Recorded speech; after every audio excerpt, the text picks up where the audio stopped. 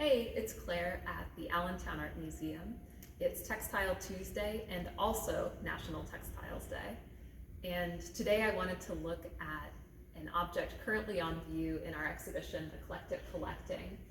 This is a pair of non-bond screens from Japan. And these themselves are not textiles, but they can tell us a lot about the history of fashion and textiles. So as fashion historians, sometimes we'll turn to sources like paintings, other types of sources when either we don't have extant garments that are still around, or because we want to learn more about the context of how clothing was worn and used in the past. And so these non-bond screens, they come from about 1600. They're made in Japan, and we certainly do have some extant clothing from this time period, but these screens represent a very particular moment, which is one of encounter between Portuguese merchants and Japanese people. And so the non-bond screen kind of becomes its own genre in Japan in the early 1600s. About 90 survive today that we know of, and they're called non-bond or Southern Barbarian because the Portuguese merchants who were coming to Japan to trade would sail up from the south along the coast of China.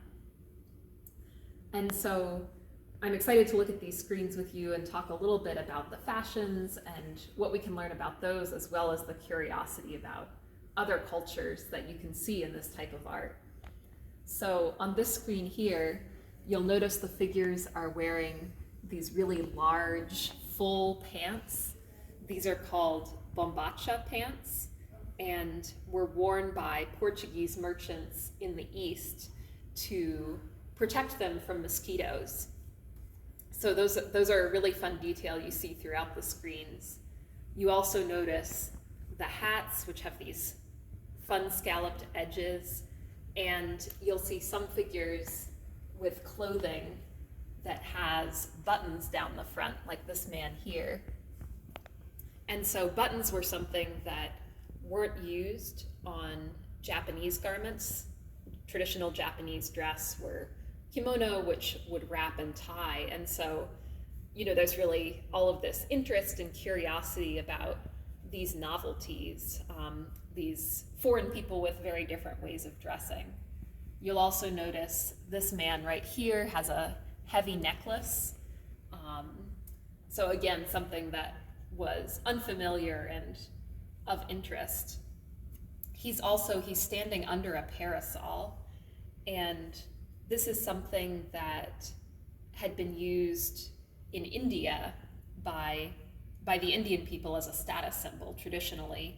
And when the Portuguese were colonizing India in this era, they adopted the parasol, this Indian status symbol, to add to their own status as colonizers. And it's also something that you see in Chinese Buddhist imagery that may have come to Japan that way. So there are all kind of all of these layers of imagery circulating. And I also wanted to point out the very fun pants that this figure is wearing as well. They're quite spectacular with the colors and the contrast. They have this scrolling lotus flower kind of pattern. And they don't really look typical of a fabric you would find in Europe. This kind of scrolling lotus motif is something you see in Indian, Chinese, Japanese textiles. And so it may be that the artist is kind of imagining or adding these kind of symbols of foreignness onto these foreign merchants, taking some license there. All right, and on the second screen, we get some more great details of costume. You can see these ruffled collars that the figures are wearing. And to me, they look really Shakespearean, which is, about the right time frame for European dress in this era. Over here, we have some really exciting sleeve ornamentation on the seated figure here. So again, just a lot of interest in these unfamiliar details of clothing. The figures are also a little bit cartoony. They have these really large noses and exaggerated mustaches. Their pants are really billowy and exaggerated. And in part, that's because these were made for Japanese consumer, often merchants. And some scholars think that non-bun screens related to Japanese traditions of the treasure ship, or Takarabune, which was associated with the 7 gods of good fortune and was a symbol of happiness and prosperity. So this idea of foreign encounter that brought wealth kind of fit into that cultural idea.